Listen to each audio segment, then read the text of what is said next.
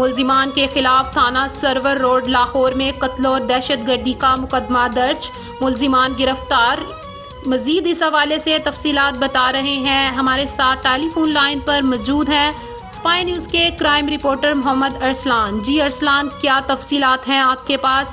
آگاہ کیجیے گا اس حوالے سے۔ جی بالکل ربیل، قتل و دہشت گردی کے مقدمہ میں مطلوب اشتہاری گرفتار۔ ملزم کے خلاف تھانہ سرور روڈ لاہور میں قتل و دہشت گردی کا مقدمہ درج ہے۔